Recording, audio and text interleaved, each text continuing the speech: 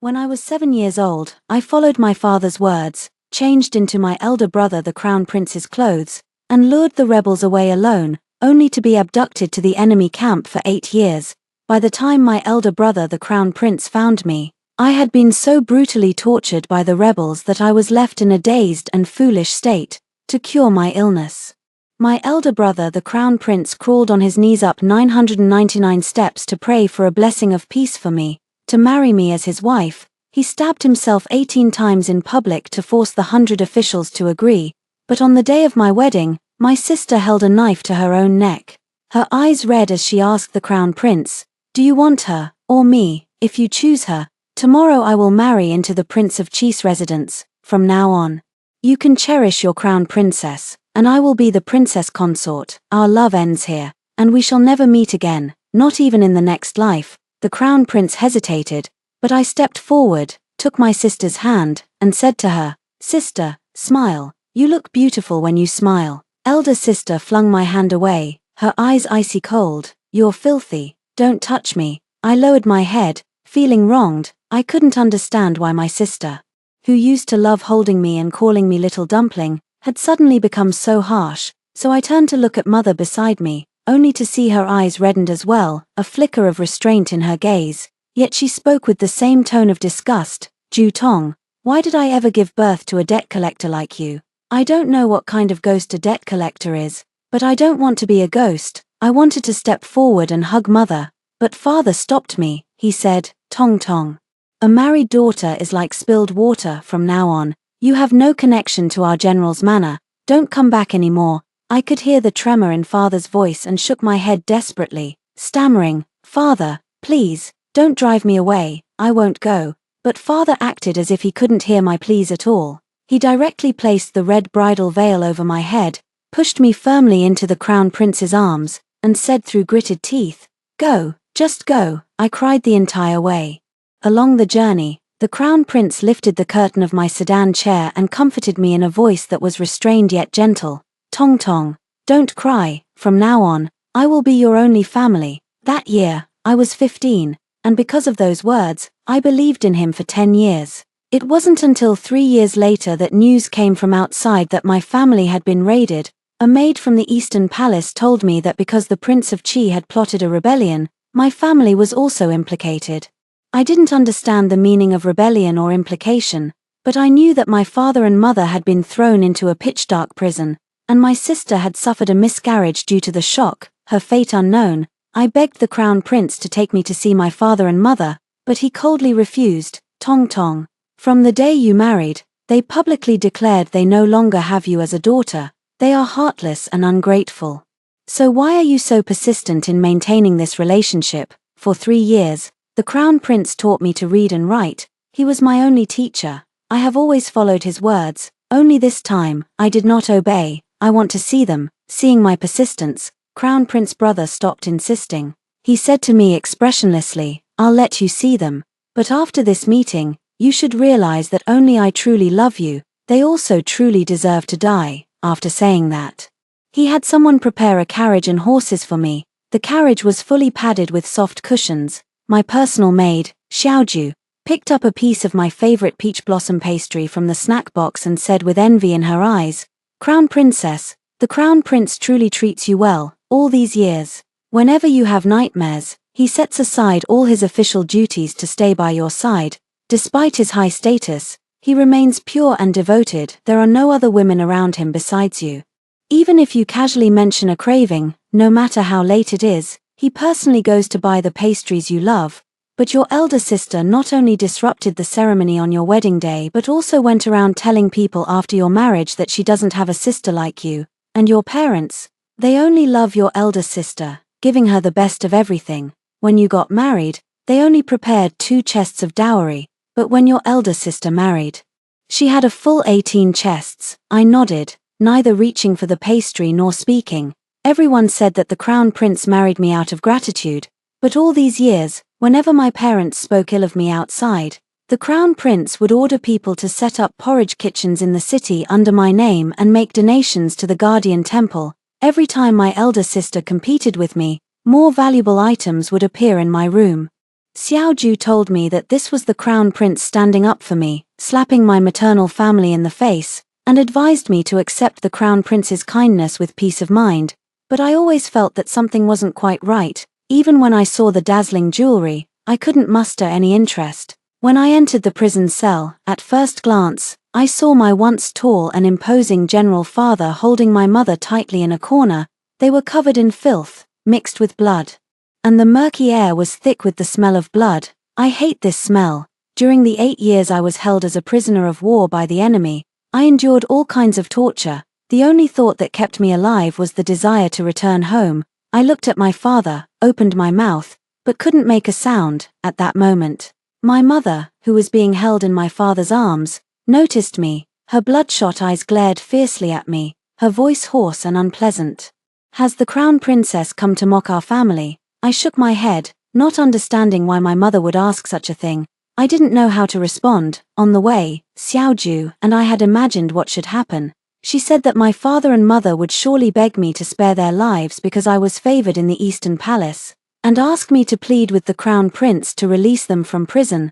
I never expected my mother would curse me. "Now you must be glad it was you, not your sister, who married into the Eastern Palace. But with your foolishness, do you really think you can hold on to the position of crown princess? Perhaps in a couple of years, when the crown prince takes a concubine, your fate will be even worse than ours." I felt a pang of sadness from my mother's words, and after thinking for a long time, I could only mutter, "He wouldn't, my brother, the crown prince, wouldn't treat me like that. He said he would be my family for life."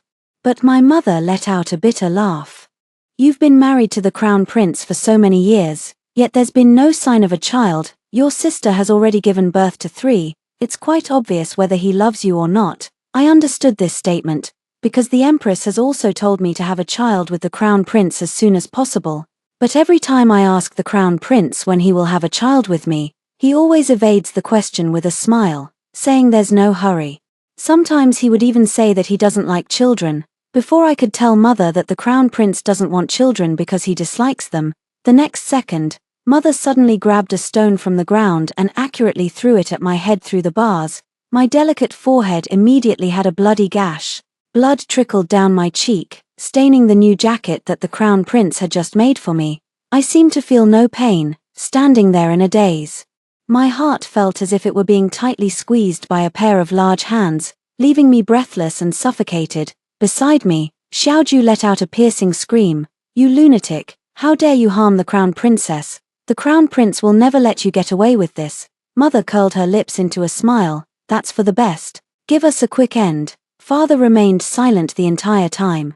It wasn't until I was being led away by Xiaoju that he slowly shifted. Pulling a packet of malt candy from his pocket, I remember 8 years ago, Father promised me that if I completed the task, he would buy me a whole packet of malt candy as a reward. Just as I was about to reach out to take it, Xiaoju knocked the malt candy out of Father's hand. The malt candy shattered all over the ground instantly. Xiaoju said with a serious expression, "Still trying to harm the crown princess. This is adding crime to crime." Before I could open my mouth to defend Father, I was forcibly pulled back to the Eastern Palace by Xiaoju to have my wounds treated. Before it was even dark, Crown Prince brother returned from the palace. Seeing the wound on my forehead, he clenched his fists, a flash of hatred flickering in his eyes. He called Xiaoju into the courtyard, and through the window, I saw her animatedly describing everything that had happened in the prison that day. Before Xiaoju could finish speaking, Crown Prince brother returned to the room. His eyes were wild, tinged with a hint of displeasure. Before I could speak, the Crown Prince brother kissed my cold lips. He pressed me down on the bed and removed the bed curtains. For 3 whole days, he did not attend the morning court session and did not allow me to play in the courtyard. When he finally allowed me to go outside to bask in the sun on the 4th day, I learned that my parents had died. According to Xiaoju, they were torn apart by 5 horses and bled to death. They were not buried. Even the 3 children my sister gave birth to were exiled together, and one of them, due to frailty, died on the way to exile. The body was left as food for wild wolves. I want to cry, but my brother, the Crown Prince, wouldn't allow me to cry. He held my hand tightly and said, "Tong Tong, don't worry. You will always be my one and only Crown Princess. It's time for us to have a child." A month later, I was diagnosed with a joyful pulse. The empress was overjoyed and sent many rare treasures to my courtyard. Even the crown prince is very concerned about the child in my womb. Once, I pretended to be asleep and overheard the crown prince suppressing his voice as he whispered in my ear, "Tong Tong, I will prove to your elder sister that the choice she made back then was wrong." The next day, I asked Xiaoju why my elder sister couldn't marry the crown prince together with me, but Xiaoju told me seriously, it's not that she couldn't, but that your elder sister was unwilling. Back then, the crown prince intended to marry her as his wife and you as his concubine, but she absolutely refused to let you enter the Eastern Palace, causing all sorts of trouble. I've never seen such a selfish family member. Others hope for their sisters to live well and support each other, but your elder sister, for her own selfish reasons, didn't care at all about the rest of your life. Even the empress couldn't stand it anymore and ordered the crown prince to stay away from your elder sister. Everyone outside sympathizes with you.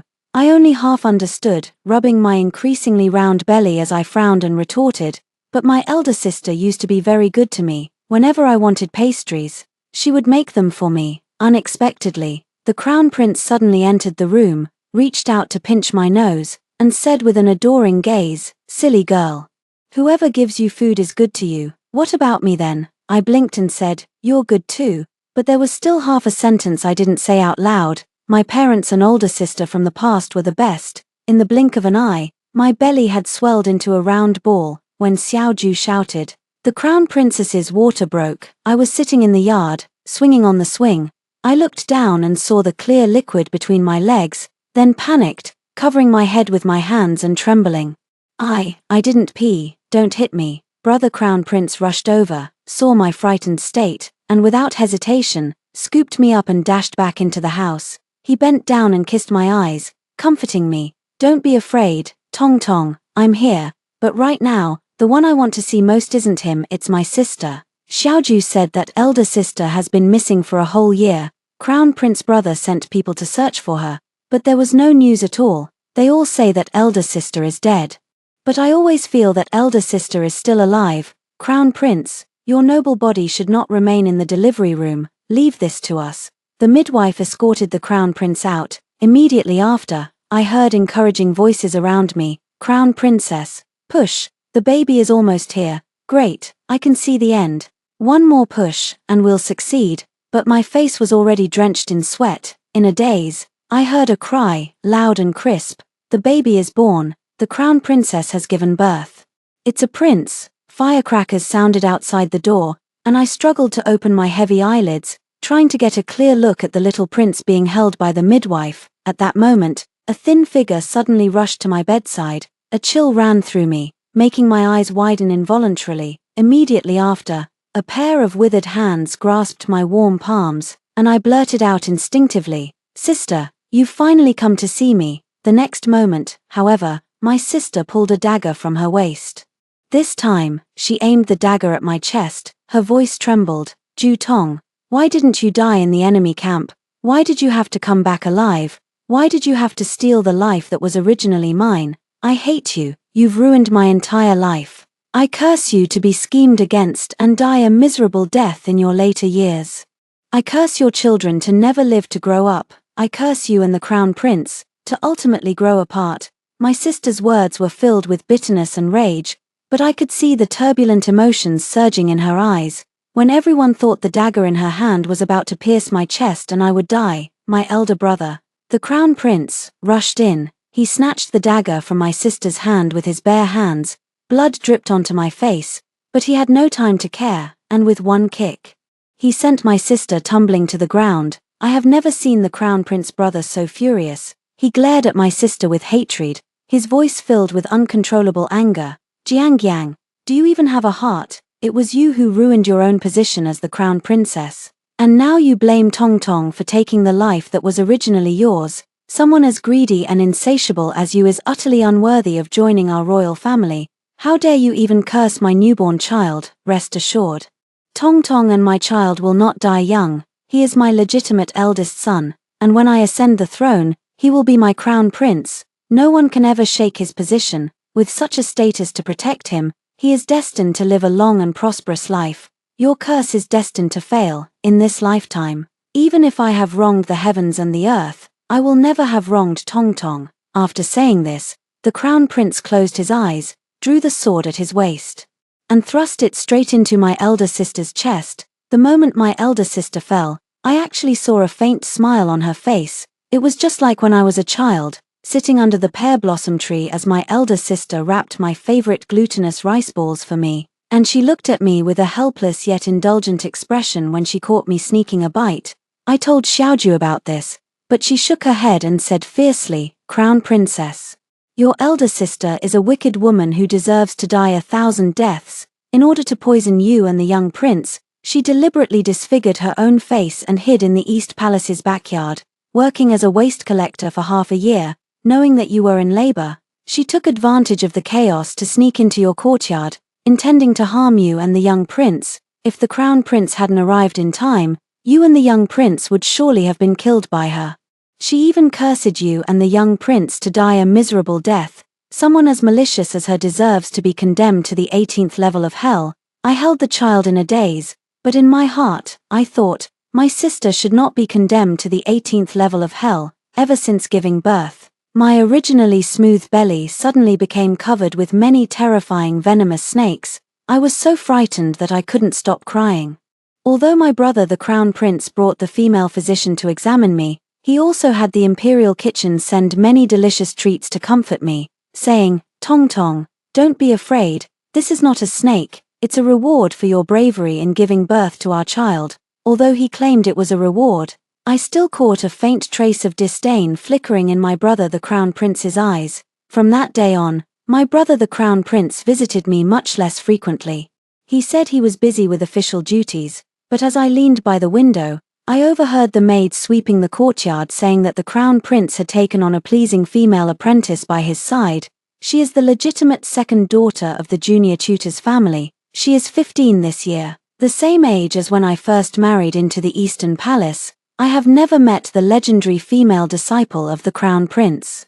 I never suspected that the crown prince had any questionable relationship with her, until my child fell ill. After all the imperial physicians in the palace had examined him, they were at a loss and shook their heads, advising me to prepare for the worst. Even the empress herself came to the Eastern Palace to console me, telling me to take it easy and that I would have more children in the future. I couldn't understand their roundabout words, but I could understand the maids whispering privately.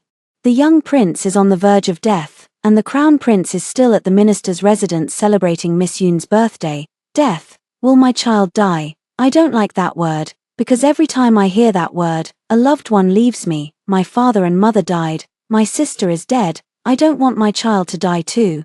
So I asked Xiaoju to find brother the crown prince and tell him to come back and save our child. But Xiaoju rushed out of the mansion and returned in a sorry state.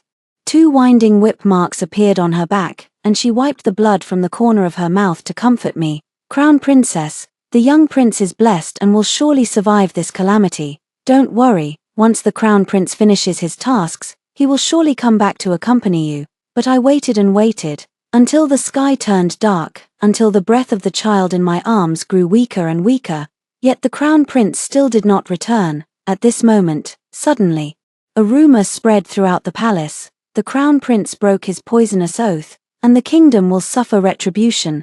Panic immediately spread among the people. Even the director of the Imperial Observatory said, "Your servant observed the celestial phenomena at night and saw a star beside the purple forbidden enclosure dim and without light, accompanied by a comet's tail. This is an ominous sign for the Eastern Palace, indicating that the star of a noble person is being tarnished.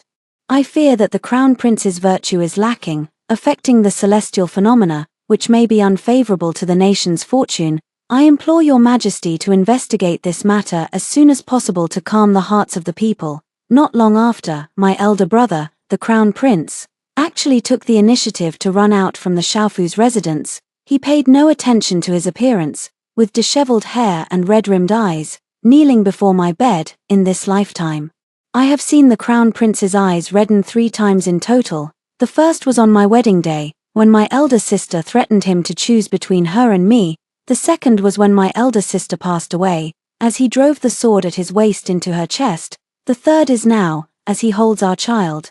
desperately begging my elder sister not to take our child's life. Surprisingly, since my brother the Crown Prince came back and stayed with me for 3 days, my child's illness has actually improved. Even the imperial physicians exclaimed that this was a miracle. The Imperial Astronomical Bureau also repeatedly submitted memorials stating that the celestial phenomena had returned to normal, and the nation was prosperous and the people were at peace. From then on, the Crown Prince never went to see the daughter of the junior mentor again.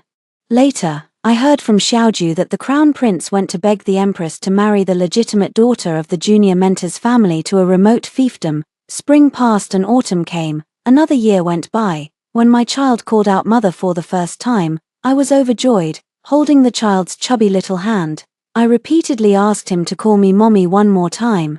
Because of this, the Crown Prince was displeased. He picked up the chubby little boy, patted his bottom, and complained, "You little rascal, you only know how to call for mommy, why don't you call for daddy?" Perhaps because he found our newly talking child so fascinating, the Crown Prince surprisingly stayed in my room for 7 consecutive days. Every night, he would say to me, "Tong Tong, let's have a daughter. If she takes after you, she would be so adorable." The following month, I indeed had the signs of pregnancy. This time, it truly was a daughter. I was overjoyed, and the Crown Prince was equally delighted.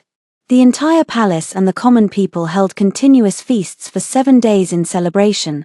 As I was pondering how to choose a pet name for my daughter, the Crown Prince said to me, "Tong Tong, I have guarded you for so many years and we have a son and a daughter together, which can be considered as fulfilling the vow I made back then. Now the court is in turmoil, and my younger brothers all harbor ambitions to seize the throne. I need support, don't worry. Even if I bring someone into the Eastern Palace, I will not neglect you because of it. My promise from back then still stands. You will always be my only crown princess, the future empress, and our runner will be the next crown prince, while our daughter will be the most honored eldest princess." The Crown Prince said a lot, but the only sentence I could truly understand was, "Tong Tong, may I take just one consort?" Before I could answer, Xiaoju suddenly led my runner into the room. Runner can now walk, but not very steadily, so someone needs to keep an eye on him at all times. He is very cute, with fair and tender skin, and his voice is soft and gentle. When he saw his elder brother, the Crown Prince, Runner actually stretched out his arms and firmly hugged his leg, saying in a childish voice, "Dad, Dad, dream, dream, Auntie, Auntie," said, "Take Runner to play." He spoke haltingly, but the Crown Prince's expression changed. I pieced together Runner's words, in his dream.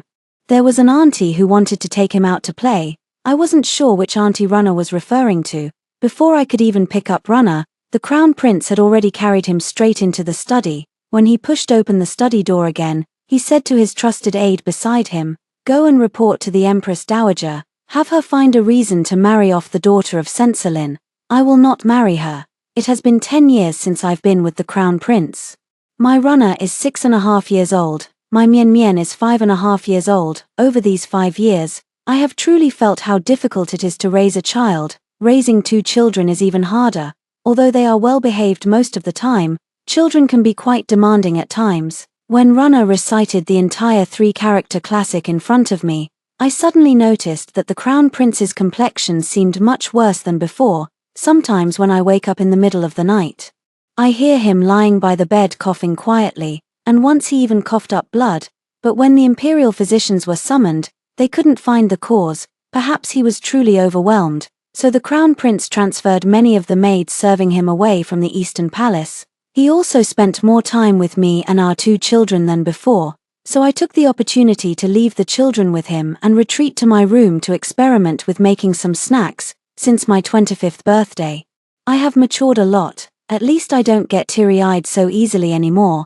but I never expected that my elder brother, the Crown Prince, would bring a common fisherwoman back to the Eastern Palace after an inspection tour. This time, it was as if he was bewitched. He refused to listen to anyone's advice and insisted on taking the fisherwoman as his concubine, even as rumors spread throughout the palace, once again bringing up the curse from my sister's past. He remained unmoved, determined to marry her. He even went so far as to declare he would give up his position as Crown Prince to live as an ordinary couple with her among the common people. When he knelt outside my door, begging me to approve his union with the fisherwoman, I opened the door, sniffled with my reddened nose, and asked him, "Brother Crown Prince, didn't you say you wanted to be my family? Tong Tong, I married you only to repay a favor." These 11 short words pierced my chest like needles.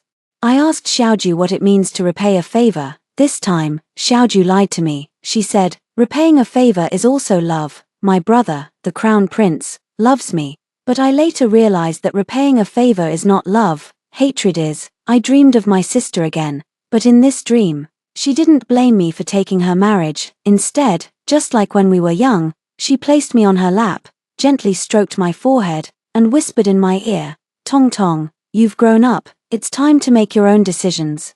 Big sister can't help you anymore." After waking from the dream, I heard that the Crown Prince, in order to rescue the fisherwoman who had been imprisoned, forced his way into the jail and was stabbed 18 times by the imperial guards. Now, he is in critical condition. All the imperial physicians in the palace worked through the night to save him, barely managing to keep him alive. However, he lost his ability to have children.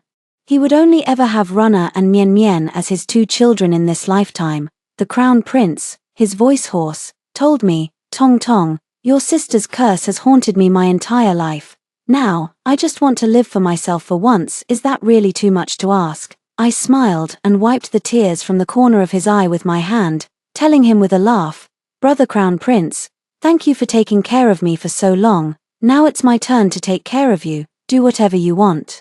Upon receiving my response, Brother Crown Prince was surprisingly overjoyed. Later, with my persuasion, the Emperor and Empress agreed to let Brother Crown Prince marry the fisherwoman. However, due to the widespread rumors from back then, no one truly respected that fisherwoman. After all, they all know that my runner is the future Crown Prince, the future Emperor. Anyone who dares to harm my runner is going against the fate of the nation. The fisherwoman, whom the Crown Prince once regarded as his true love, also revealed her greedy nature after entering the imperial harem. She wants to compete with me, to snatch things from me. She wants to climb to my position.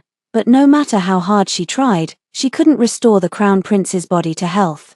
And she couldn't bear children. She even went so far as to seek out many folk remedies from outside in an attempt to restore the Crown Prince's ability to have children. When Xiaoju told me that the fisherwoman had bought many aphrodisiacs from outside, which could easily harm a man's health, I was accompanying Runner as he exercised. Runner now has equestrian and archery lessons, so he must practice more. When I heard Xiaoju complaining to me that the fisherwoman wasn't following the East Palace rules, I quickly patted her shoulder and said, "Xiaoju, let her be." With my words, Xiaoju immediately gave the order, and the people in the East Palace no longer restrained the fisherwoman. I never expected that the folk remedies from outside would actually be somewhat effective. 6 months later, the fisherwoman actually became pregnant. The Crown Prince was both shocked and delighted. Thinking he had regained his fertility, in his excitement, he got drunk and favored a palace maid. When the news reached my ears, I was accompanying Mian Mian as she practiced her embroidery. The Empress said that Mian Mian's embroidery skills are even better than those of the palace seamstresses. Runner has also received praise from the junior tutor on multiple occasions. Even His Majesty said that Runner has the same brilliance as the Crown Prince had in his youth. I am very happy that my children are all working so hard, but accidents always come so unexpectedly. When I learned that Runner had fallen from a horse, hit his head, and was unconscious, I cried until I fainted, perhaps because I never cried or made a fuss. Nor did I complain about anyone in front of the Crown Prince. After hearing that I had fallen seriously ill, the Crown Prince once again stayed by my bedside for 3 days and 3 nights without closing his eyes. He knew he had wronged me and did not dare to easily forget the curse my sister had once uttered. Back then, when he risked his life and the fate of the nation to marry the fisherwoman, he knew full well that he owed me a favor. I held his hand tightly, begging him to investigate the cause of Runner's fall from the horse. He only thought I was anxious out of love for my son, not noticing the calmness in my eyes. After the Crown Prince left, I had Aju heat a basin of hot water, soaked a cloth in it, and wiped my hands 5 times over. Aju didn't mention anything, just watched me, and after a long while, she finally said, "Crown Princess, you and your elder sister are becoming more and more alike." I smiled. Yes, how could we not be alike? After all, we are family, perhaps driven by the Crown Prince's guilt. Within half a month, The cause of Runner's fall from the horse was uncovered. It was the fisherwoman who had done it, and on the day he discovered the fisherwoman.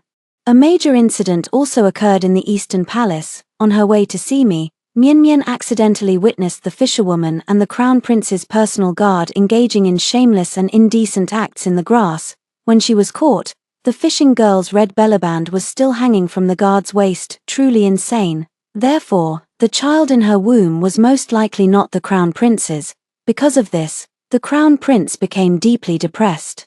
I did not show myself throughout the whole incident, only hearing that the Crown Prince ordered the fishing girl's body to be taken out of the palace overnight. As for how she died, I didn't want to inquire, afraid of dirtying my ears. I used the excuse of needing to care for Runner, who had fallen from a horse, and had no time to accompany the Crown Prince, so I transferred a palace maid who had previously been favored by the Crown Prince to take care of him. Perhaps because he had just experienced betrayal, the maid's casual words of comfort easily found their way into his heart. Upon learning this, I remained silent but repeatedly instructed the Eastern Palace kitchen to prepare more medicinal meals for the Crown Prince. When my actions reached the Empress's ears, she praised me, saying that although my mind might not be as sharp as others, my approach was generous, perhaps because of the contrast with my elder sister, who had once gone mad. No one in the entire imperial harem failed to praise me, and I, too, grew accustomed to the praise. My child, because of her cleverness and intelligence, was called Fubao. After I finished listening to Runner recite the governance strategy in its entirety, the tightly wound string in my heart finally loosened. At the same time, tragic news came from the palace. The emperor had died. When the news reached the Eastern Palace, the Crown Prince actually fell right off his fragrant couch.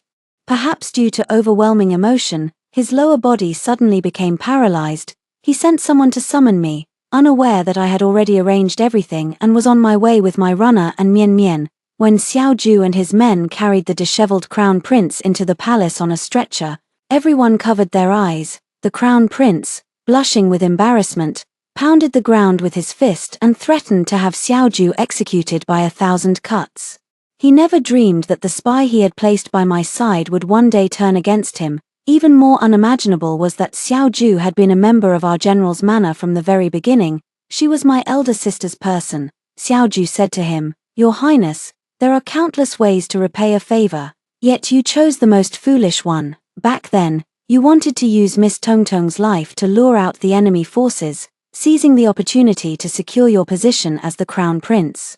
And you threatened General Ju with the lives of his entire clan to force him to abandon his daughter. Years later, you again tried to use the act of repaying a favor to gain a reputation for being righteous and honorable. You even wanted to have the best of both worlds, wanting everything at once. Did you think Miss Yang was acting out of spite, trying to force you to give up on marrying her? It's because she hates you.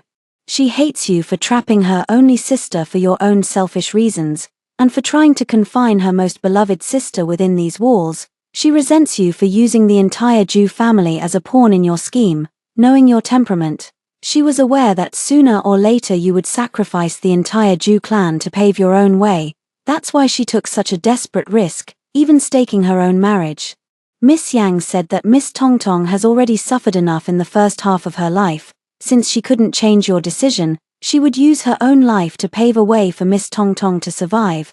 By this point, Xiao Ju was already sobbing uncontrollably. I could tell that she wanted to follow my elder sister in death, but I wouldn't let her do that. Taking advantage of the chaos in the harem, I had the people I had arranged earlier prepare the funeral rites on my behalf. I also sent my Runner and Mian Mian to accompany the Empress. Using the excuse of feeling unwell, I briefly left my seat and seized the opportunity to push open the door and grab the dagger in Xiao Ju's hand.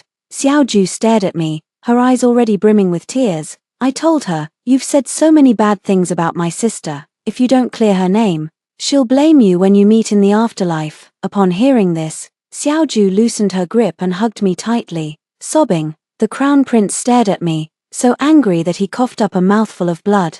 "Ju Tong, you and your elder sister have deceived me for so many years." At this moment, even if I didn't say it, he could figure everything out. From the moment my parents disowned me, from the moment my sister grew to hate me, every time he defended me, every vow he made, it was all a trap. I knew from the very beginning that Xiaoju was my elder sister's person, because the peach blossom tattoo on her wrist is shaped like the peach cookies my sister used to make for me. Every time Xiaoju vents her anger in front of me, I can see tears welling up in her eyes. I know she is suffering just as much as I am. I also know that my sister is the one who has always treated me the best in this world. She used her own bad reputation to pave a bright and glorious path for me. I remember one time, when the Crown Prince was drunk, he mistook me for my sister and spoke a heartfelt truth. Yang, you are the one who understands me best in this world. Yes. My sister truly is the one who understands him best in this world, so she knew that the Crown Prince's heart could not be reserved for her alone, and she dared not gamble on how long his true feelings would last, so from the very beginning, she was scheming on her behalf. The sarcastic remark her mother made on her deathbed gave her a child to secure her position. Her sister's premeditated assassination provided her child with the means to contend for the throne. The rumors that spread throughout the palace became the prison that confined the Crown Prince. However, my sister could not have anticipated the unexpected. The appearance of that fisherwoman did indeed slightly affect my life. Therefore, every action that followed was carried out by my own hands. I remember that old Dr. Lin from the Imperial Hospital was a close friend of my father's. When I was born, he even gave me a longevity lock. The director of the Qin Tianjian, Wu Zhenjing, was a poor scholar my father once supported. He owed our family a debt of gratitude, which has now been repaid. The palace maid who seduced the Crown Prince was a pitiful soul I once saved by chance. And then there are my precociously sensible children, Runner and Mian Mian. They are all indispensable pieces in my plan for revenge. The Crown Prince couldn't believe that for so many years, he had been completely fooled by someone like me, a fool, but even if he knew the truth now, it was useless.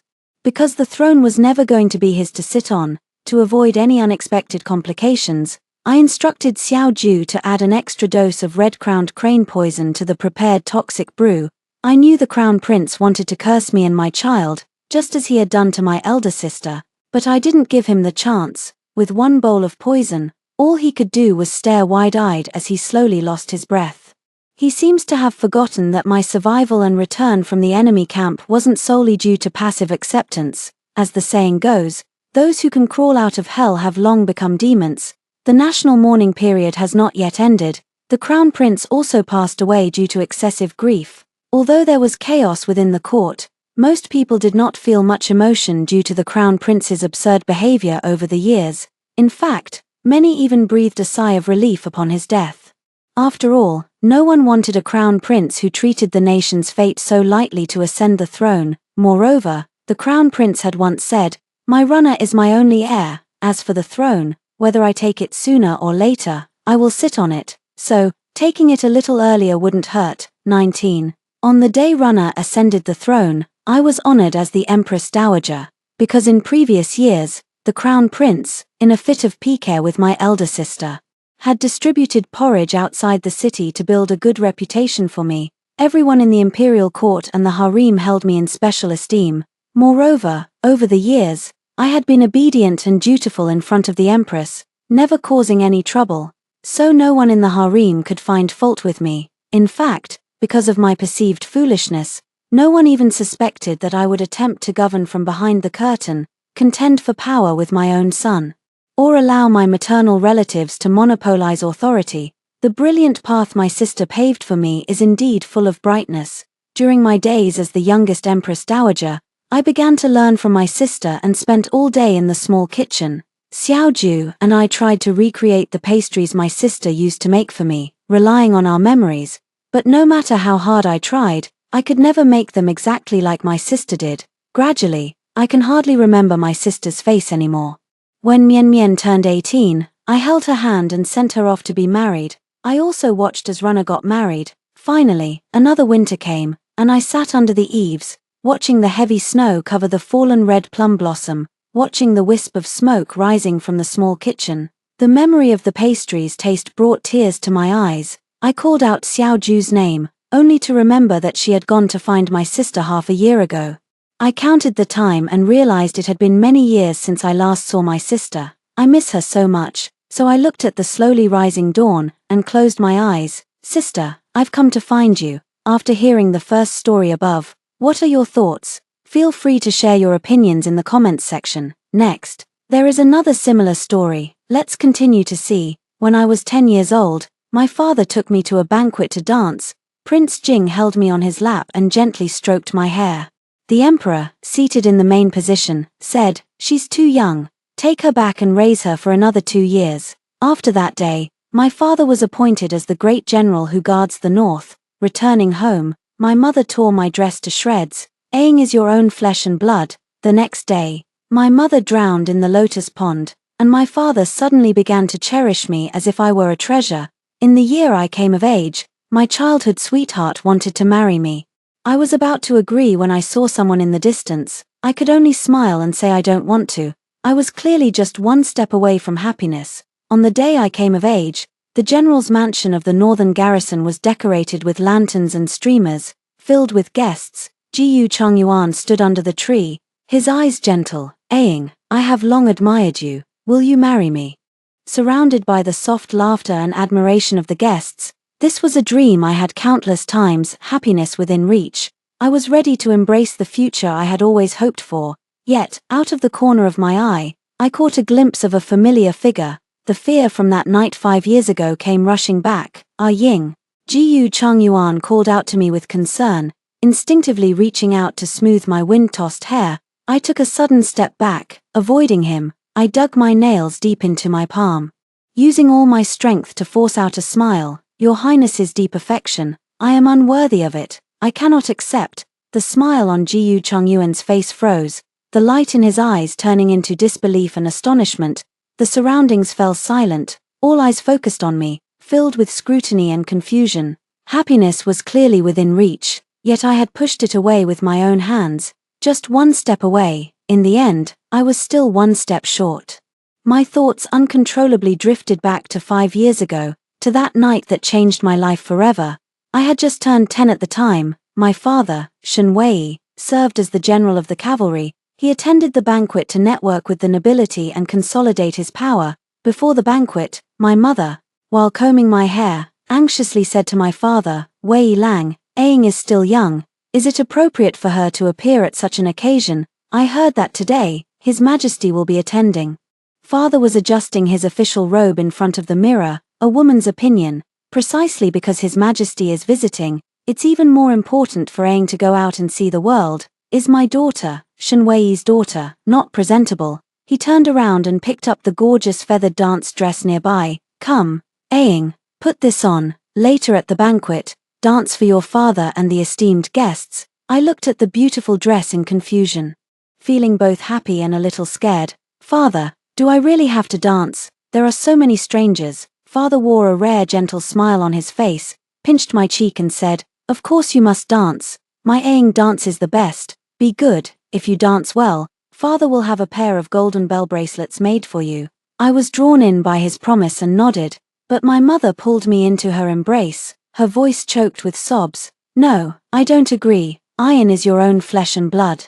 How could you let her go to such a place?" My father pulled my mother away sharply. "How dare you? How I raise my daughter is not for you to interfere with. Stay in the inner quarters and mind your own business." His eyes were icy cold, and my mother's face turned pale, her lips trembling. But in the end, she said nothing more. At the banquet, I was led into the hall, surrounded by all kinds of gazes that made me very uncomfortable. As the music began, I danced gracefully, and praises came from all around. When the dance ended and I was about to step back, Prince Jing, seated below the host, laughed heartily and beckoned to me. "Little Aang, come here and let me have a look. General Shen, your daughter is truly adorable." My father smiled beside him. "Your Highness flatters her. My daughter is mischievous." I walked over, and Prince Jing picked me up and placed me on his lap.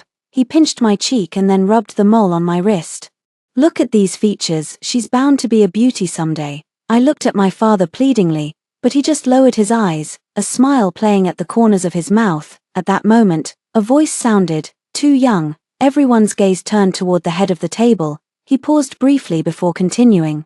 "Take her back and raise her properly for another 2 years." At that moment, I clearly saw the wild joy in my father's eyes as he knelt down. "Your servant kowtows in gratitude for your Majesty's great favor."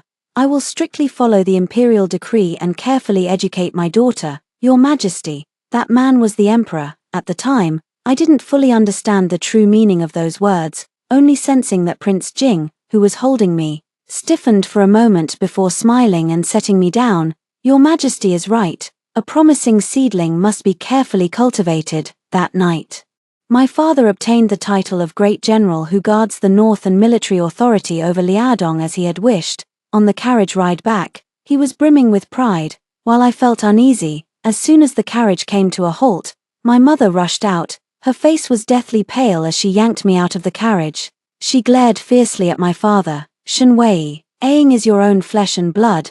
How could you let those people? You're trampling her like this. May you die a miserable death." The smile vanished from my father's face. "Shut up. What nonsense are you spouting? As my daughter, it is only right for her to contribute to the family's future. If not for this, where would the glory of the general's manor come from?" "Glory," mother laughed, pulling the silver hairpin from her hair. "I find it filthy. Glory bought at the cost of my own daughter's innocence and reputation. Shen Wei, I'm taking iron away today." Father's face turned pale. "You're insane. Stop her." The servants rushed forward all at once. In the chaos, mother was wrestled for the silver hairpin and forcibly dragged back to the rear courtyard. That night, the rear residence of the general's mansion was filled with my mother's cries and my father's roars. I hid under the quilt, trembling, not understanding what had happened. The next morning, I was awakened by the maidservants weeping. They told me that my mother had accidentally slipped and drowned in the lotus pond in the backyard.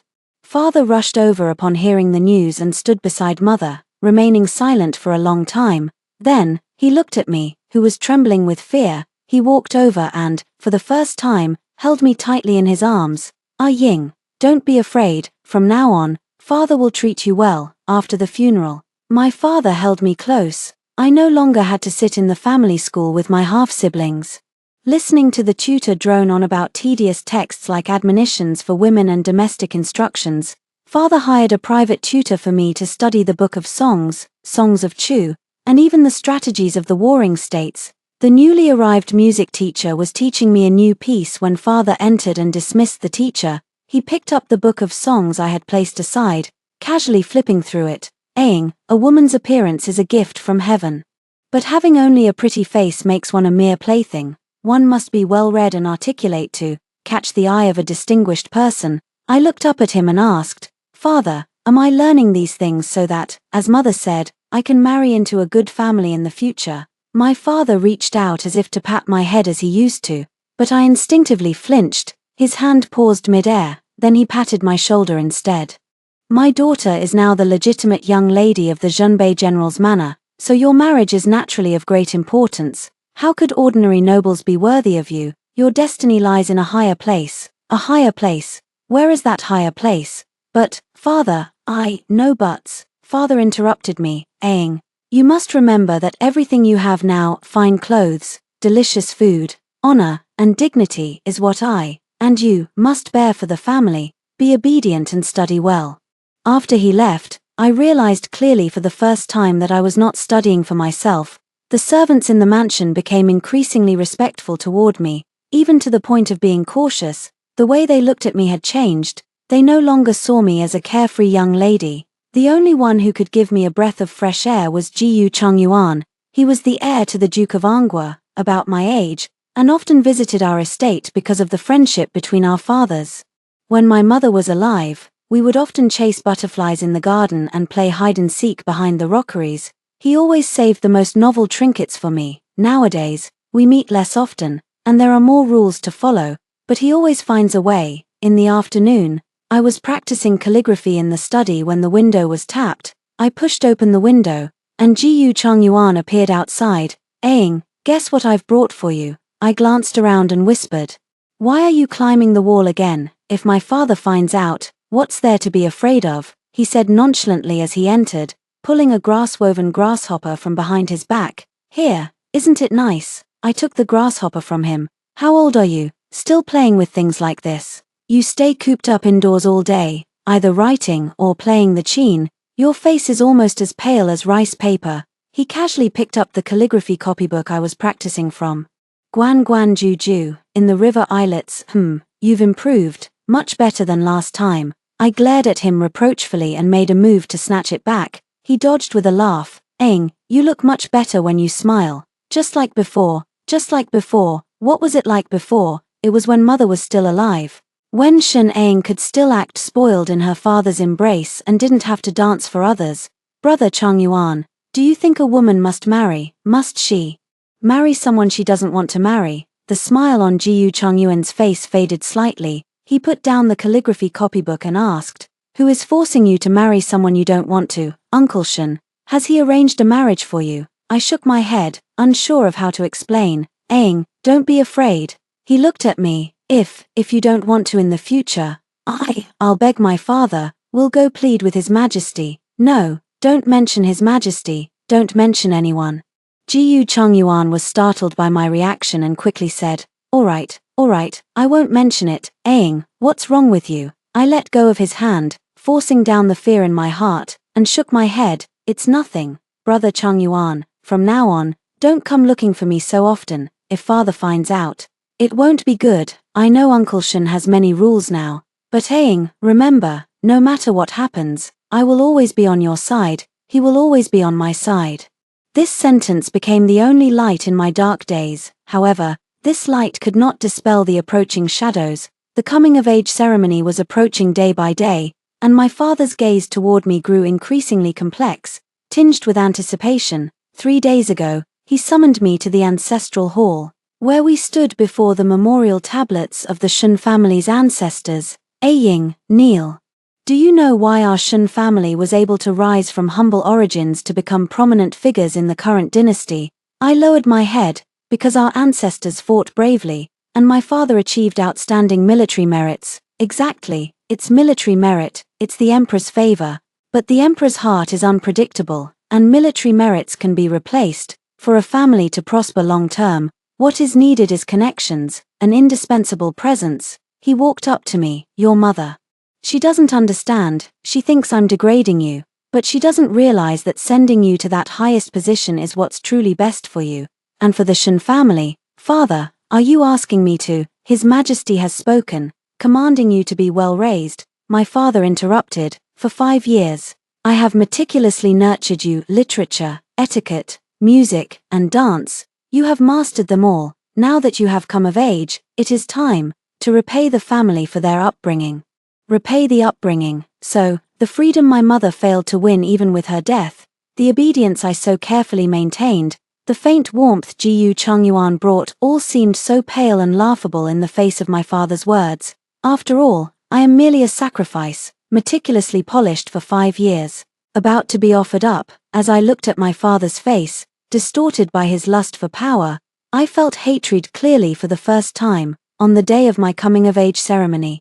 The general's residence was more bustling than ever before. Even the palace sent down congratulatory gifts. Father's face was filled with unconcealed pride and ambition as he moved among the guests, accepting everyone's compliments. I sat in my chamber, being dressed and made up by the maids. Young Miss is so beautiful, surely the most stunning girl in the capital today, the maid praised. Beautiful. I looked at the unfamiliar reflection in the mirror, feeling only that the bright red was glaringly harsh. Aang, father's voice sounded outside the door. He had come personally to take me out. Many distinguished guests have arrived today. Even the heir of the Duke of An is here. He looked at me with a meaningful gaze. My child, you have grown up. It's time to make some decisions, for yourself and for the family. As I entered the main hall, all eyes turned to me. I saw many familiar faces.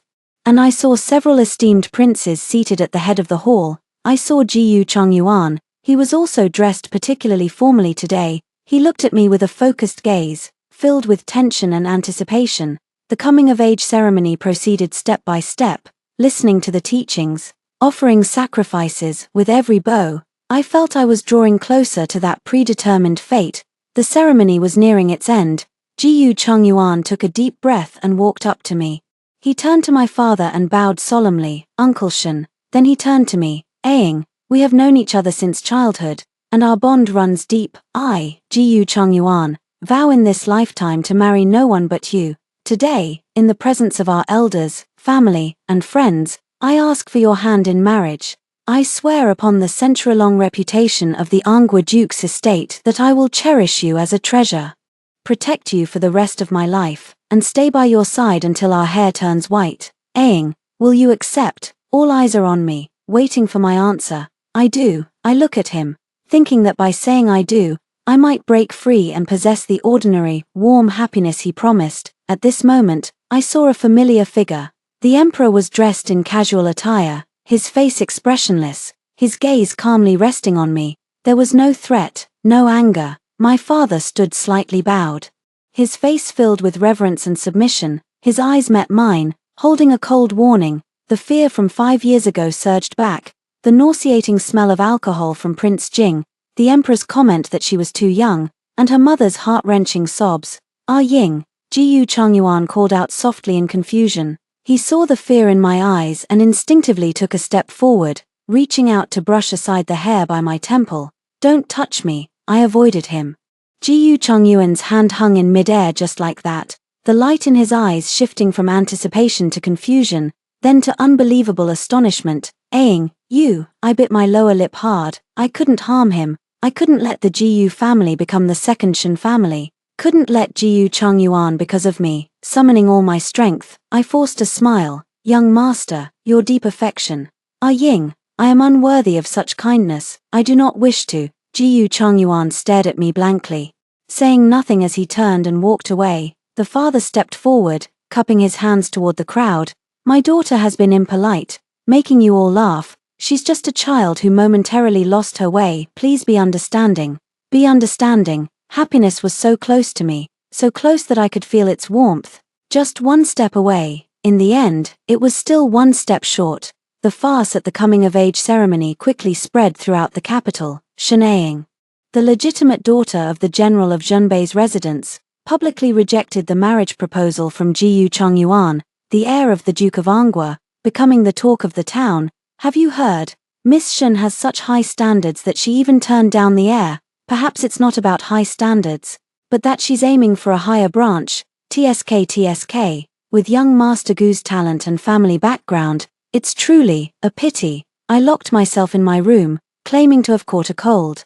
My father came to see me the next day. He dismissed the attendants, leaving only the two of us, father and daughter, in the room. He offered neither comfort nor blame, simply standing by the window, gazing outside. Ah Ying, you did very well yesterday. The Jiyu family's son is not a suitable match for you. The Angua Duke's residence may appear illustrious, but in reality, it's already an empty shell with no real power in the court. His Majesty has long been dissatisfied with these nobles.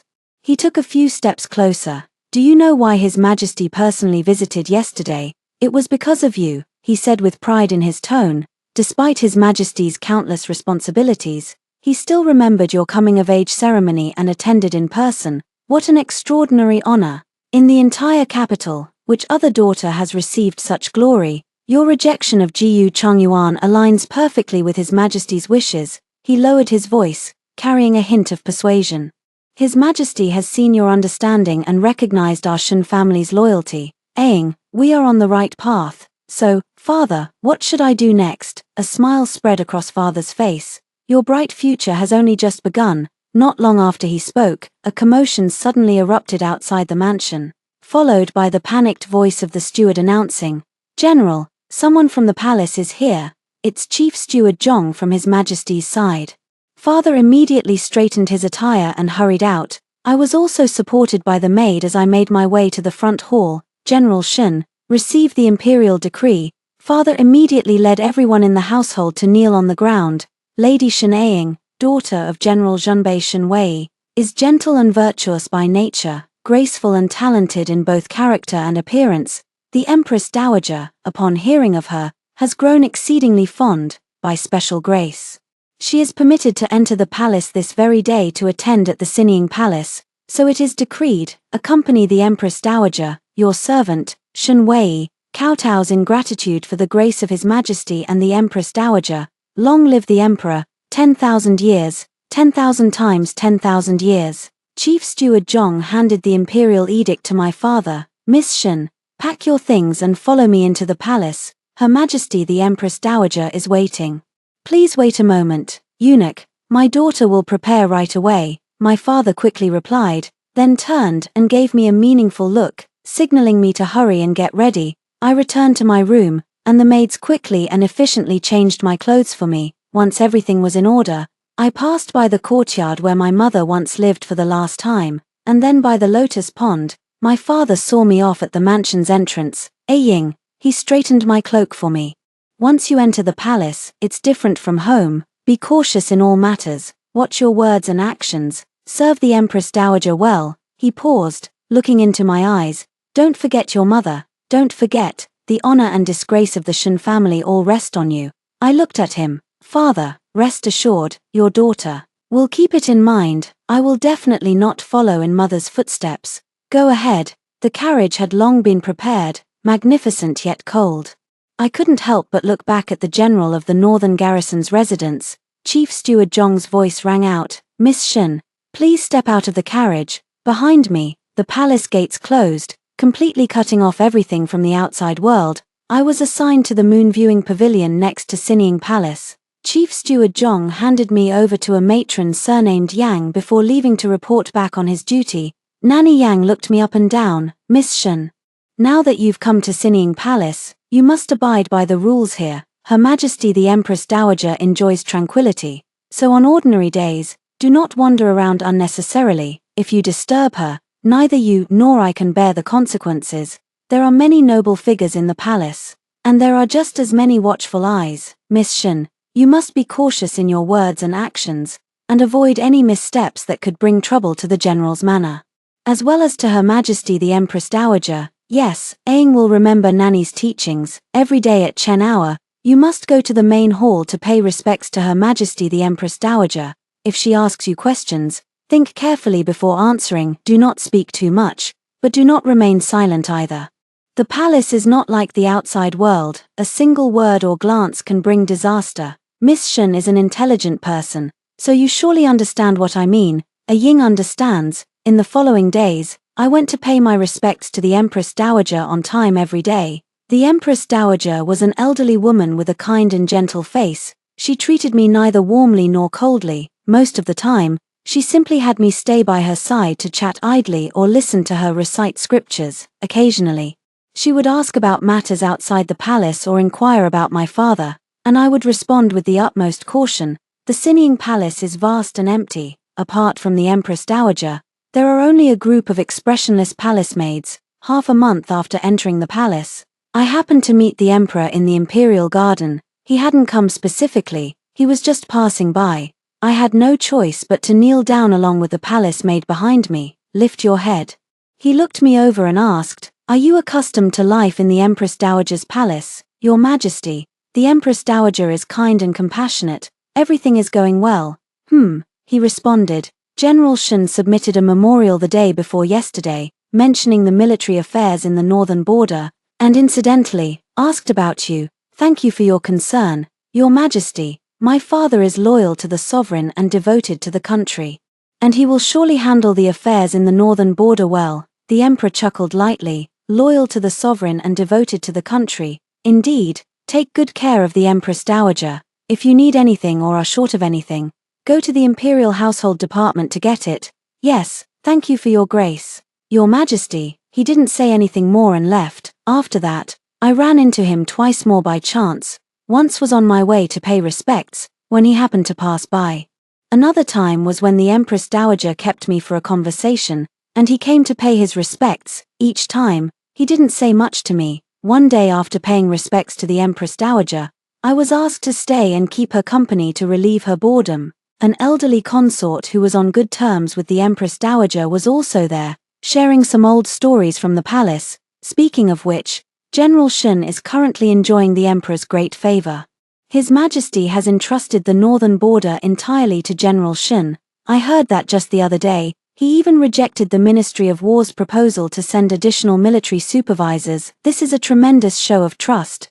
The Empress Dowager moved her prayer beads. The Emperor has his own considerations. My hand holding the teacup trembled slightly, splashing a few drops of hot water. Has my father's power in the military grown to such an extent? Returning to the moon viewing pavilion, I dismissed the palace maids and sat alone by the window. Miss, the day before yesterday, the old lady of the Angua Duke's residence submitted a request to enter the palace to pay respects to the Empress Dowager, but she was politely declined on the grounds that Her Majesty was unwell, the personal maid, Chiowen, reported in a low voice, and I heard that since that day, Lord Gu has secluded himself at home. 2 days ago, he submitted a memorial to His Majesty, requesting to train at the Jingji camp. His Majesty approved it. Gu Chongyuan has gone to the military camp. Is it to distance himself from the troubles of the capital, or is it because of me? Either way, it no longer has anything to do with me. I am already trapped in this deep palace. While the world outside is quietly changing, my father's military power, Gu Chongyuan's experience, I am a pawn used by the emperor to restrain my father, and by my father to secure favor. The peonies in the imperial garden are in full bloom. The Empress Dowager was in high spirits and set up a small flower viewing banquet in the garden, inviting only a few imperial consorts and some palace concubines to accompany her. Naturally, I was seated in the last place. During the banquet, there was cheerful conversation and laughter, with several concubines vying for attention, telling witty jokes to amuse the Empress Dowager. I kept my head down the entire time, trying to minimize my presence, just hoping for the banquet to end sooner. Are you settling in well in the palace, Miss Shen? A gentle voice spoke up. It was Consort Li, seated across from me. She had not been in the palace for long, came from an unremarkable family background, and was usually quite reserved. Replying to Lady Zhao Yi, everything is fine, thank you for the care from Her Majesty the Empress Dowager and all the ladies. Lady Zhao Yi covered her mouth with a light laugh. There's no need for such courtesy, Miss Shen. Speaking of which, I truly envy you for being able to stay by the Empress Dowager's side so often. Unlike us, it's difficult for us to even see the Empress Dowager on ordinary days. I heard the other day that the heir of the Duke of An, young Master Gu, has gone to the capital camp. Ah, such a noble and precious person going to endure hardships in the military, what a pity. As her words fell, several gazes at the banquet immediately turned to me, filled with curiosity and a sense of amusement. Who doesn't know that I rejected the marriage proposal from the heir of the Gu family at my coming-of-age ceremony? The heir has great ambitions and serves the country, that is a good thing. The Empress Dowager fiddled with her prayer beads and glanced at Consort Li. The Emperor values young people gaining experience, that is a good thing. If you have spare time, Consort, you might as well copy a few more volumes of scriptures to calm your mind. Consort Li's face turned pale. Yes. The Empress Dowager then looked at me and said, Aang, you're grown now, some things, once they're past, are past, look forward, and a better future awaits. Yes, Aang will remember the Empress Dowager's teachings. A few days after the flower viewing banquet, I stayed a little longer at the Empress Dowager's quarters, and by the time I returned to the moon viewing pavilion, the sky had already darkened. A figure suddenly emerged from behind the rockery and thrust a crumpled paper ball into my hand. Returning to the moon viewing pavilion, she dismissed the attendants and, under the lamplight, tremblingly unfolded the letter. It was Gu Chongyuan's handwriting. 3 days from now, at the hour of high, in the side alley of Shihua Gate. Wait for me, he's gone mad. Having illicit relations with palace women and trespassing into the forbidden palace grounds, these are crimes punishable by the extermination of one's entire clan. How could he be so foolish? For the next 3 days, I was restless with anxiety. Shihua Gate, the guards there are relatively lax, but it's by no means foolproof. If discovered, not only would he and I be left with no place to be buried, but it would also implicate the entire Nguogong residence and the Zhunbei general's manor. But that is Gu Chongyuan.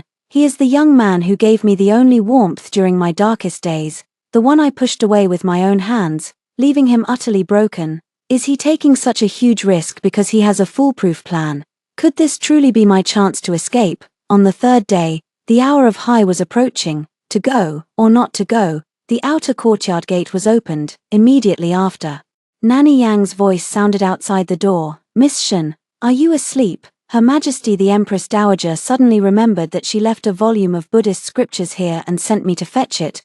The Empress Dowager never left any Buddhist scriptures here.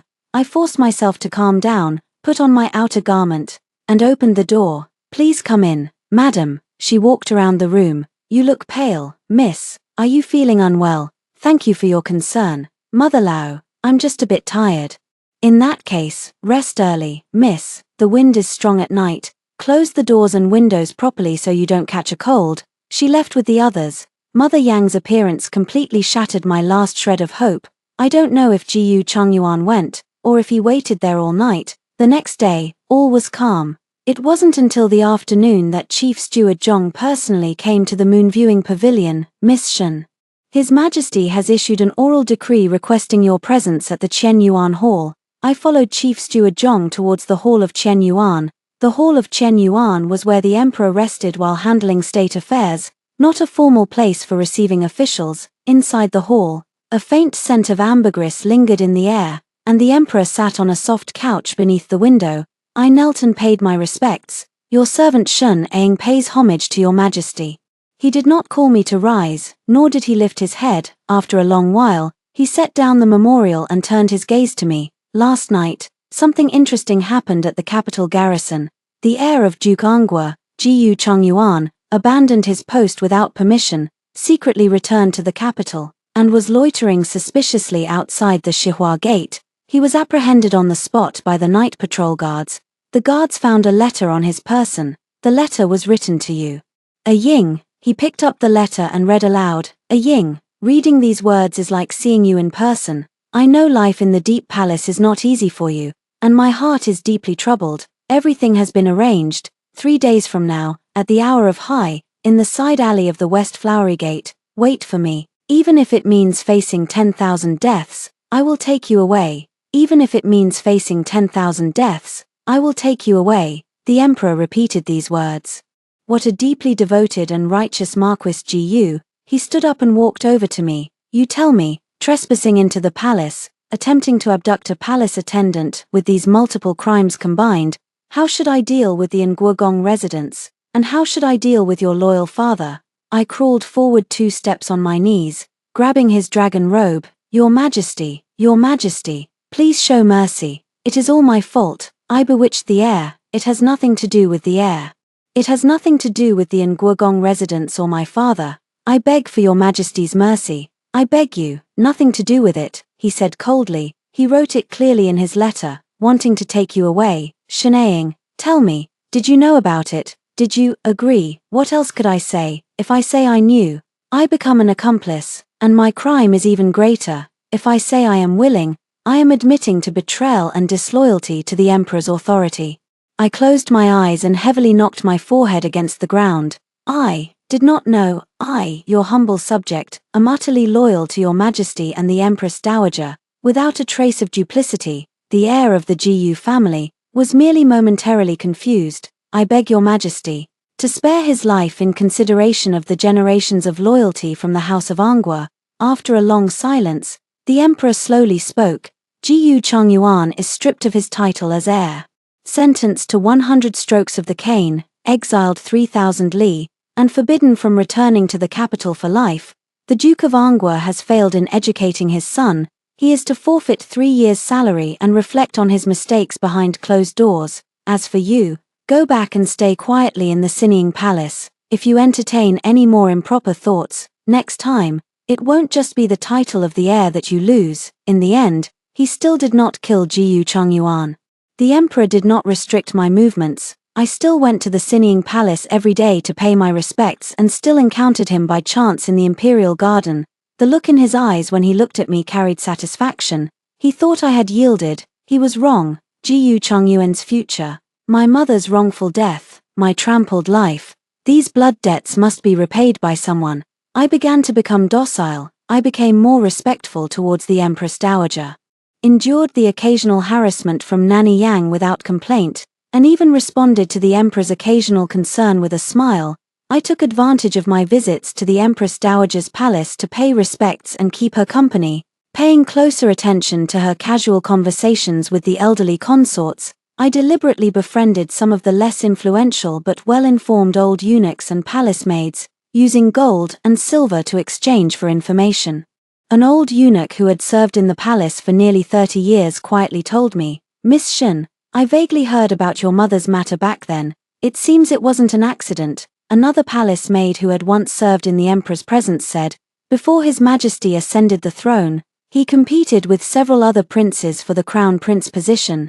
General Shun held some military power in the capital at that time, and his stance was unclear. Later, when His Majesty emerged victorious, General Shun completely pledged his allegiance. It seems that before you entered the palace, Miss Shun, His Majesty had a secret discussion with General Shun. Mother became an obstacle that had to be eliminated because she vehemently opposed my father using me as a bargaining chip and even threatened to take me away. Meanwhile, my father's position in the court grew increasingly stable, and his power became overwhelming. He meddled in the appointments of border generals, the allocation of military provisions and supplies, and even the promotions of certain officials. The letters he occasionally sent to the palace grew increasingly self-satisfied in tone, even urging me to advance further. He probably thought that since the emperor treated me so specially, he could rest easy. Foolish. Achievements that overshadow the sovereign and power that dominates the court. These are the great taboos for a minister. The emperor can elevate him, and naturally, he can also destroy him, and I, the daughter kept by the emperor within the palace walls, am both the reins to control my father and, I fear, the dagger that will be used to deliver the fatal blow to him when the time comes. News from the border arrived. My father submitted a memorial requesting reinforcements and increased provisions. His tone even somewhat forceful. There were murmurs of dissent in the court, but no one dared to speak out openly. Fearing my father's power, the emperor summoned me. Come here. I stopped a few steps away from his desk. Look at this. It was my father's memorial. It contained a request for additional troops and provisions, and between the lines, there was the arrogance typical of a military man. General Shun, you have worked hard guarding the border for the nation.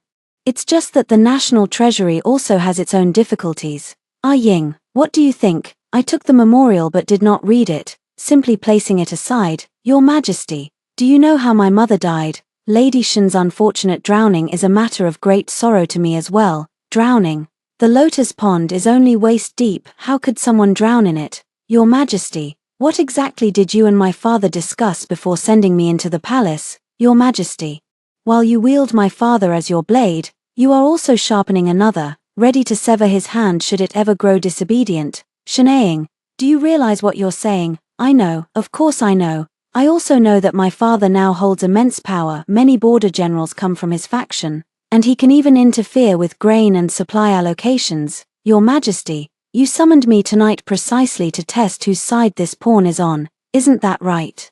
You have no intention of approving this petition. You're merely waiting for my father to lose patience, waiting for his ambition to be fully exposed. What you need isn't a northern garrison general who dominates the court. What you need is a dog kept on a leash, forever groveling at your feet. How dare you? Do you think this will save your father? I won't save him. He deserves it. You're all the same. Your Majesty, you have calculated everything, but you overlooked one thing.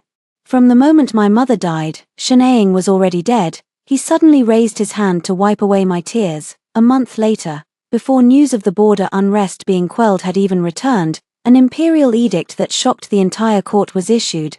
General Shenwei of the northern garrison, hoarding military power for himself, colluding with enemy nations, and embezzling military funds. The evidence is conclusive. He is to be escorted back to the capital and handed over to the joint trial of the 3 judicial departments.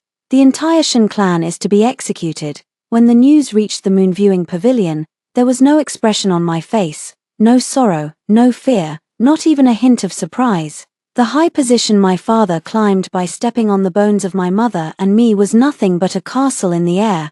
With just a gentle push from the emperor, it crumbled completely. I was not implicated. And no one even came to the moon-embracing pavilion. It wasn't until 3 days later that Chief Steward Zhong appeared again. Miss Shun, by the emperor's decree, Shen Wei, took his own life in prison last night out of guilt. Except for the young lady, the entire Shen family was executed at noon today, taking their own lives out of guilt, more like being silenced. His Majesty, remembering past affections and considering that the young lady has been living deep within the palace without involvement in Shen Wei's crimes, has shown exceptional mercy. What other decrees does His Majesty have? Young lady, you are alone and helpless, and the palace shall be your home. From this moment on, You are promoted to the rank of Consort Ying and granted residence in the Palace of Eternal Spring. The Palace of Eternal Spring is the closest to his Chenyuan Hall and the most luxurious. It was once the residence of the late emperor's favorite consort, whose final fate was to die of sorrow. I stood up without expressing gratitude and said calmly, "Thank you, Eunuch Zhong, the sedan chair is waiting outside." I didn't take anything from the moon-embracing pavilion. The Changchun Palace was extremely luxurious, with palace maids and eunuchs kneeling all over the floor. Footsteps came from outside the hall door, but I didn't turn around. He walked up behind me and stood there quietly without saying a word. "Do you hate me? Does your majesty wish for me to hate, or not?" Shenaying. His voice carried a hint of displeasure. "Your father is dead, and the Shen family is gone. If not for my mercy, you would have already lost your head. So, should I be grateful for your majesty's mercy in sparing my life? Grateful that you keep me around to continue being your plaything? Plaything? What do you think you are? Don't forget, it was I who gave you a chance to live. It was I who allowed you to stand here. I did not struggle, merely letting him hold me. A chance to live, your majesty. What you have given me has never been a chance to live." He stared at me intently, his eyes surging with anger and a desire to conquer. "Since you know, then stay obediently where you are, from this day forward. You are Consort Ying, you are my woman, stay well in the Changchun Palace, I will visit you often." With that, he turned and left. I neither cried nor smiled. The emperor came to the Changchun Palace almost every day. Sometimes he brought unfinished memorials and sat across from me, handling state affairs in silence. Other times, he would order a chessboard to be set up and force me to play against him. Most of the time, I remained silent. For every 3 questions he asked, I would answer one. My tone always respectful, he did not get angry. Instead, he would comment on my attire and bestow upon me an endless stream of jewels and fine silks. Until the first night of serving him in bed, I knelt on the ground, wearing thin sleeping garments, listening to the sound of his approaching footsteps. He was in no hurry to touch me, merely standing before me and watching for a long time. "Afraid of me? I don't dare. Is it that you dare not, or that you cannot?" I didn't respond.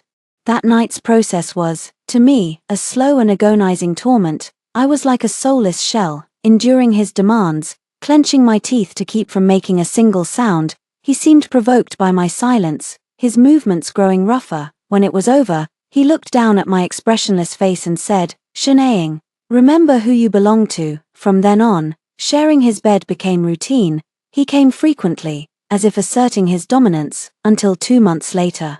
The imperial physician said while taking my pulse, "Congratulations, Your Majesty, Lady Ying is pregnant." It's been over a month now. I lay on the couch, feeling as if the world was spinning around me. The emperor walked to the bedside, took my hand, and said, "Wonderful, wonderful, Ah Ying. Did you hear? We're going to have a child." He called me Ah Ying, his tone filled with unprecedented excitement. I looked at his face, and my stomach churned violently. "By my decree, the entire Changchun Palace shall be generously rewarded. All of Lady Ying's needs must be met without exception. If there is even the slightest mishap, I will hold every one of you accountable." He leaned down and left a kiss on my forehead. "Rest well and bear me a prince." The arrival of this child brought no joy, only deeper despair. What should I do? Kill him? But after all, this is an innocent life, the only blood-related existence I have in this world. Give birth to him. Let him call the person I hate father. I am trapped here. The emperor's surveillance of me became even stricter. The Changchun Palace was as secure as a fortress. Not even an unfamiliar bird could enter. When he came to see me, he would always stare at my lower abdomen. When he is born, I will give him the best of everything in this world. I closed my eyes, unwilling to think any further. The day of childbirth nearly drained all my strength. When the midwife placed that little life into my arms, what welled up in my heart was not joy, but sorrow.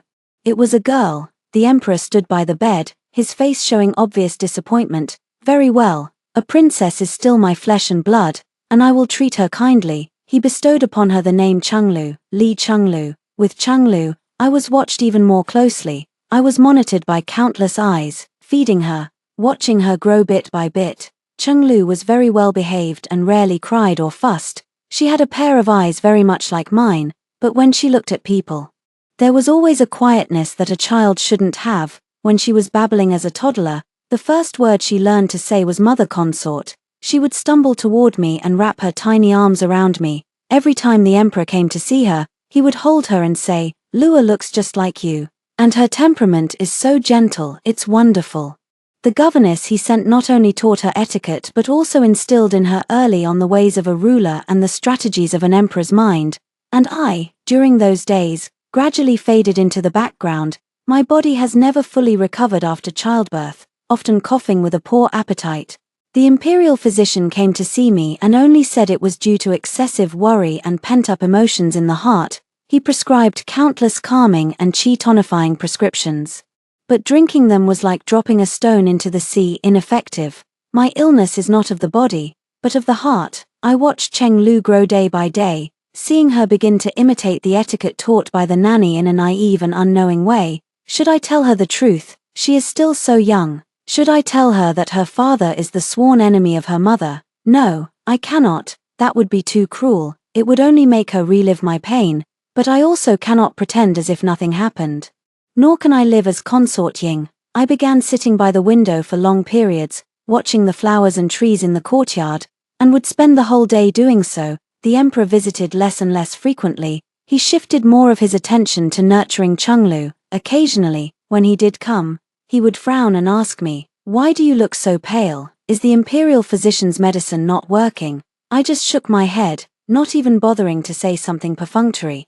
Sometimes he would try to touch me, and I would curl up like a frightened rabbit. 3 years later, my cough suddenly worsened. I knew the time had come. I had someone bring in Chenglu. At 5 years old, she already carried herself like a little adult, quietly watching me. "Lua." She opened her big eyes wide and asked softly, "Mother consort, what's wrong? Are you cold?" I shook my head, trying hard to smile at her. 1,000 words were stuck in my chest, but in the end, they only turned into a silent sigh. I look at her, my daughter, and I hope you can live a little freer than I did.